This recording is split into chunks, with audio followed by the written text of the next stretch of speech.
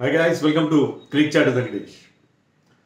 చెన్నై టెస్ట్లో డే 1 రోజున ఇండియా ఆట ముగిసే సమయానికి 339 ఫర్ 6 చేసి కంఫర్టబుల్ పొజిషన్లో ఉంది. Thanks to the spin queens Ravichandran Ashwin and Ravindra Jadeja. అయితే వీళ్ళిద్దరూ బౌలింగ్ చేసింది కాదు, ఇద్దరు బ్యాటింగ్లో బ్రహ్మాండంగా బ్యాటింగ్ చేశారు. ఒక స్టేజ్లో ఇండియా చాలా డేంజరస్ పొజిషన్లో, ప్రికేరియస్ పొజిషన్లో కనిపించింది. 144 ఫర్ 6 ఆ స్టేజ్లో వాళ్ళిద్దరు కలిసి బ్రహ్మాండమైన పార్ట్నర్షిప్ 195 రన్స్ యాడ్ చేసి unbeaten partnership.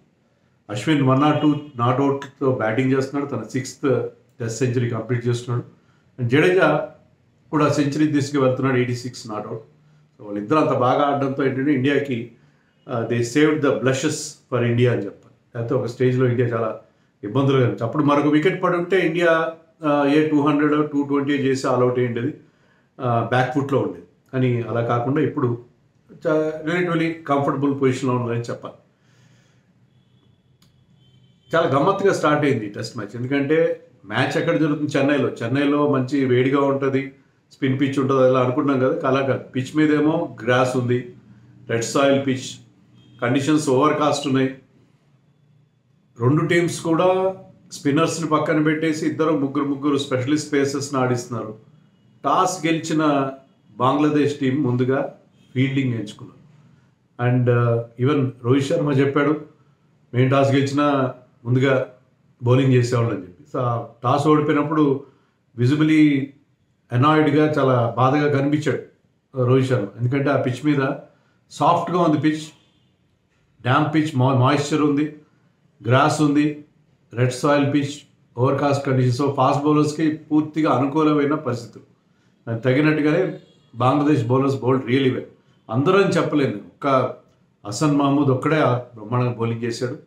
Taskin Ahmed and Nahid Rana, కొత్త కుర్రాడు నాహిద్ రానా, వాళ్ళిద్దరికి పేస్ ఉంది కానీ they bowled too short. But this man Hasan Mahmud bowled beautifully. అందరు బ్యాటర్స్ని వాజ్ ఆస్కింగ్ క్వశ్చన్స్.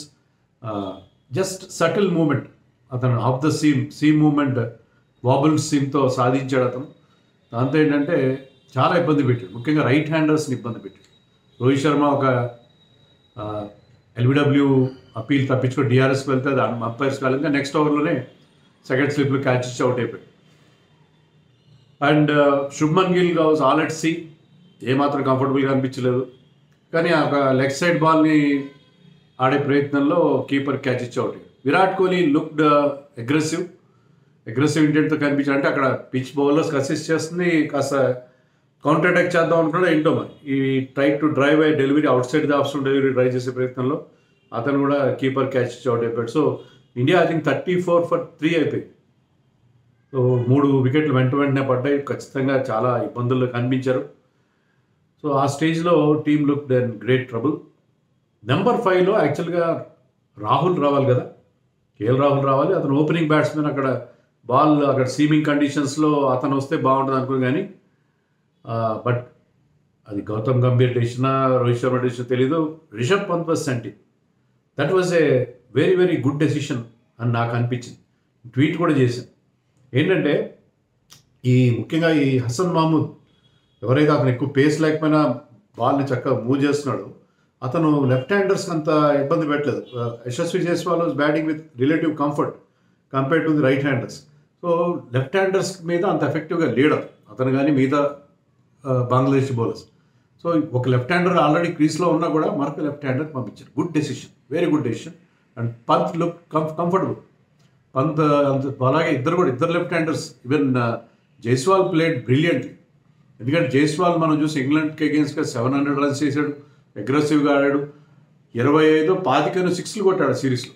కానీ ఈసారి ఏంటంటే ఇక్కడ డిఫికల్ట్ కండిషన్స్లో ఈ ప్లేడ్ ద సిచ్యుయేషన్ తగినట్టుగా చాలా చక్కగా బ్యాటింగ్ చేశాడు. అండ్ ఏదైనా అతనికి ఆ బ్యాట్ బాల్ దొరికినప్పుడు, ఫుల్లర్ లెంత్ అట్లా దొరికినప్పుడు, విడ్త్ దొరికినప్పుడు ఈ ప్లేడ్ సమ్ గుడ్ షాట్స్. కానీ చాలా వరకు చాలా రెస్ట్రెయింట్తో, సో ఒక మెచ్యూరిటీ కనిపించింది అతను బ్యాటింగ్. సో వాళ్ళిద్దరు కలిసి లంచ్ వరకు ఎలాంటి ఇబ్బంది లేకుండా తీసుకెళ్లారు.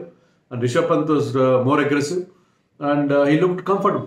ముఖ్యంగా నాహిద్ రానా షార్ట్ బాల్స్ వేసిన వాటిని ఫుల్ షాట్లు కొట్టడం, బౌండరీలు సాధించడం అలా చేశాడు. సో వాళ్ళిద్దరూ లంచ్ వరకు చాలా హ్యాపీగా 90 for 3 అంతో లంచ్ టైంలో మన Indian team so they look good lunch టైంకి 3 వికెట్లు పడినా కూడా వెళ్తారు. They stage day comeback 60-65 runs add చేశారు. తర్వాత Rishabh Pant played a lazy shot outside. అంతకుముందు బాల్ బౌండరీ కొట్టాడు, నెక్స్ట్ బాల్ అవుట్ సైడ్ది అవసరం వెళ్ళే బాల్ని లాస్ట్ మినిట్లో దాన్ని కట్ చేసే ప్రయత్నంలో అతను కూడా అవుట్ అయిపోయాడు. సో రిషబ్ పంత్ రాంగ్ డిష్ 39 రన్స్ చేశాడు. ఈ లుక్ ఇంప్రెసివ్, ఎలాంటి డిస్కంఫర్ట్లో కనబడలేదు.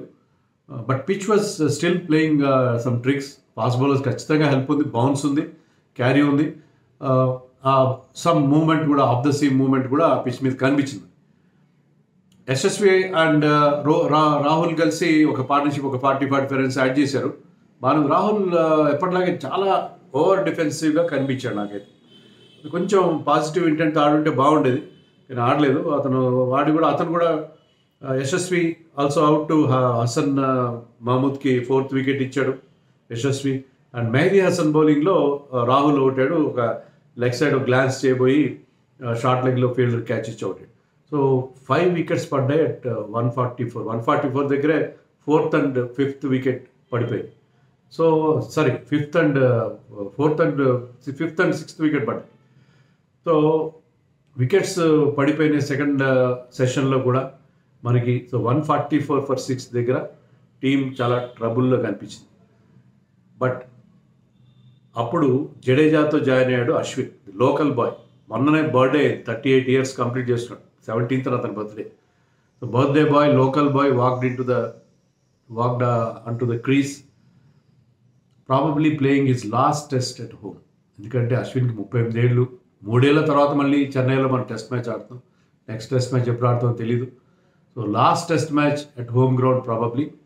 సో అతను ఈ made most of it. So దాన్ని ఒక రిమార్కబుల్ అండ్ మెమరబుల్గా చేసుకునేలాగా అద్భుతమైన ఇన్నింగ్స్ అశ్విన్ ఆడాడు. ఫాస్ట్ బౌలర్స్ని అతను కౌంటర్ అటాక్ చేశాడు. స్టార్టింగ్ నుంచి స్టార్టెడ్ మిడిలింగ్ ద బాల్. అతనికి ఏంటంటే ఆ టైమింగ్ ఉంది, బ్రహ్మాండమైన టైమింగ్ ఉంది. బట్ పవర్ యూజ్ చేయడం కానీ టైం చేస్తాడు. ఇంత ప్రాపర్ బ్యాట్స్మెన్ లాగా కనిపించాడు, ఒక ఓపెనింగ్ బ్యాట్స్మెన్ లాగా. He plays all copy book shots, cricketing shots. చాలా ఇంప్రెసివ్. వాడు కవర్ డ్రైవింగ్ చాలా బాగుంది. సో ఎక్కువ షాట్స్ లెగ్ సైడ్లో కొట్టాడు, బట్ ఆఫ్ సైడ్లో కూడా చాలా బ్యూటిఫుల్గా అతను ఆడడం, అగ్రెసివ్గా ఆడాడు. Almost run a ball century అతనిది.